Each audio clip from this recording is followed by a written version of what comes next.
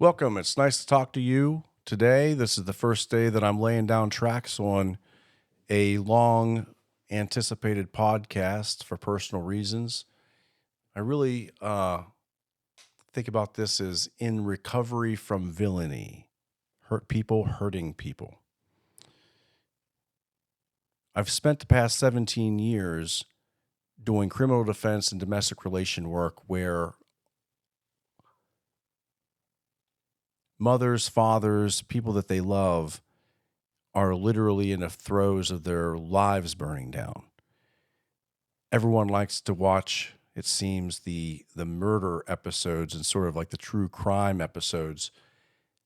And in a similar vein is, what does the family unit look like when it's burning down? It's not quite as entertaining.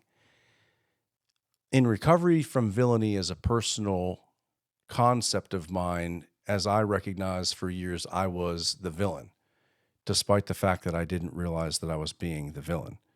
And it caused a lot of my relationships to burn down. It caused a lot of the areas of my life not to kind of be where I wanted them to be. And there's a lot of people that, rightly so, don't have a very high regard of me because my behavior was based off of experiences that they weren't familiar with, that I was reminded of in those instances. Today, what I think is most important for the first episode of In Recovery from Villainy, Hurt People, Hurting People, I would like to talk about men. I've read in numerous books about trauma, the consequences of trauma, physiologically, cognitively, emotionally, spiritually. How is it showing up in our DNA? How might it be showing up from our grandparents' experiences? What does quantum consciousness look like?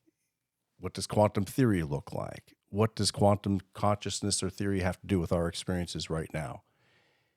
In this path of learning to try to understand a situation that I'm dealing with in my law practice, I've got people coming in that care greatly about what's happening, and when the rubber meets the road, and sometimes people need to make really tough decisions, they're unable to do it, despite the fact that not making that decision or choosing to go a different path is going to be absolutely a worst outcome. And sometimes we've prepared for it for weeks. I've had people come to me and want to file civil cases or other things, and colleagues have told me similar instances that people will sue and then just not show up to court because they can't go there. All of these things seem to be cognitively, emotionally dissonant. You have someone that feels that they've been hurt, someone that recognizes a way to get out of that circumstance and be compensated for the pain and not be able to do the very thing that was originally known to be required to get a resolution to the case in the way that they would want. And they can't do it. And often I would have criminal defense clients or domestic relation clients that would not be able to get out of their own way. Just couldn't do it. And it drove me nuts. I'm a master of my craft. I take pride in what I do. I take pride in caring for other people. I take pride in being able to achieve great results, and it bothered me. Why is it so difficult to get people to do these things? The reason why I bring this up about men is that in this sort of rumination of thought, I keep being put in front of something that also seems cognitively dissonant. Men, rightly so, feel that the courts and the laws that we have favor women, mothers. Right now, we've got a lot of other aspects of this that could be brought into this conversation. We'll just put a pin in that for at least right now, and that's how is gender fluidity and sort of other sort of non-standard or non-heteronormative relationships looking? Like, that's a whole other conversation, However, it bears in mind that it could be included in this merely for the purpose of let's pay attention to circumstances with men that just don't seem to make any sense. And please forgive me, and I hope I don't bring offense to you, and I'm asking you to keep an open mind. And right now, no matter what we think about men, what we think about fathers, no matter what our personal experiences are, I'm asking you and begging you, quite frankly, to step back for a second and just listen, even especially men and the women that are with men that are sitting here thinking, I wonder what he's getting ready to say, because there's something about this that I hope someone starts talking about. Men complain when they go through divorce and child custody issues. Now I'll put the caveat here. The ones that I see are the ones that can't be worked out between the parties on their own. There's a lot of people that are loving parents, loving fathers, loving mothers that are healthy, that are able to look at the family unit and be able to do so in a way that's really healthy. There's also a whole group of people that are fearful that they don't have the resources or what's going to happen in the broader sense of the family if they don't capitulate and make certain decisions. Right now, men complain the most from my experience, and please, your experience is your experience. My experience, what I'm seeing, what I'm hearing, the general consensus is that men feel that, one, courts are biased against men to the benefit of women mothers to be primary caretakers of children. One. Okay. So women are favored as primary caretakers over men. I will say, just as a caveat to that it seems that there's a lot of courts that are going to the 50-50. However, there are circumstances that make that not reasonable. That's a whole other conversation. But courts are leaning that way, at least here in Virginia. So one, men feel that they are disadvantaged in court when it comes to them getting possession of the kids and the ability to rear them. Two, that men are purposefully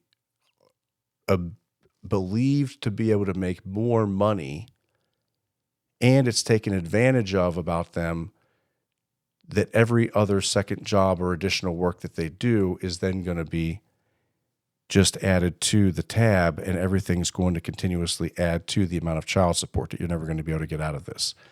As a caveat to this, I will tell you that the mothers that I've represented in the same circumstances, that being a visitation parent or a parenting time parent, feel just as frustrated and against child support as the fathers do that have to pay.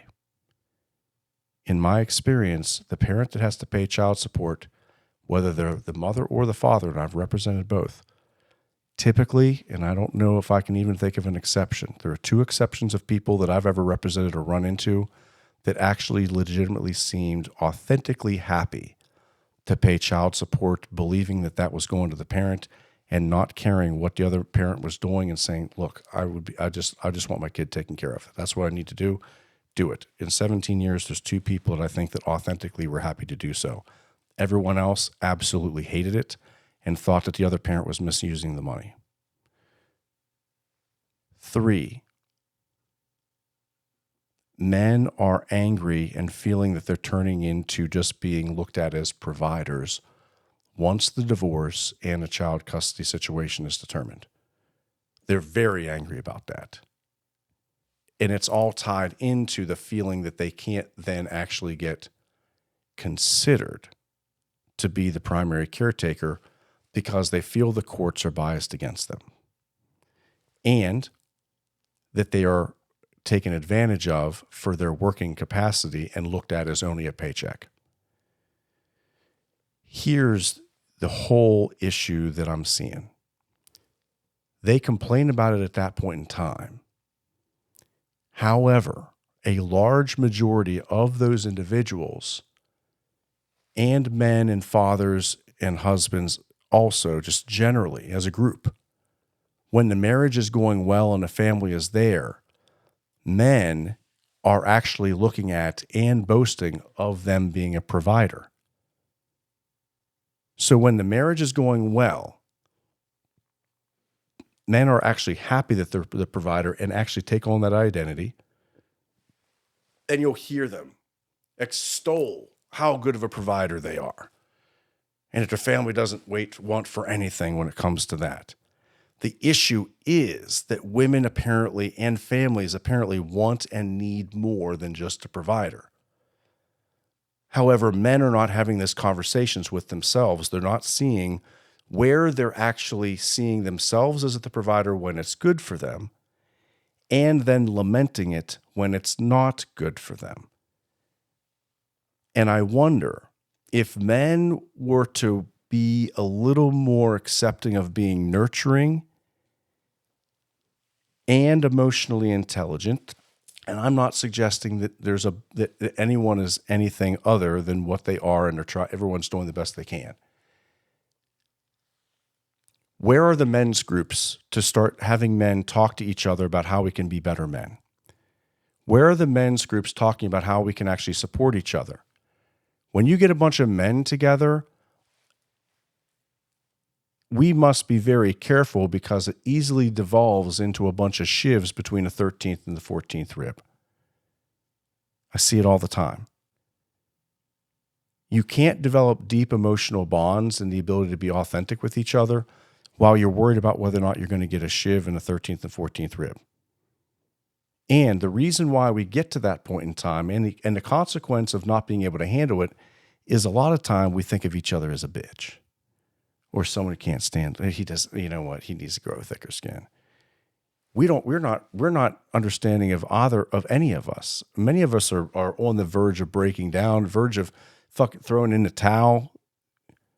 The number of men that I'm talking to right now, they're actually getting hit by their women, locked in the garage, actually being hit with items and fists. I talked to a gentleman and his wife a couple weeks ago. And they admitted that she boxed him around the ears when she got angry and literally ruptured his eardrums.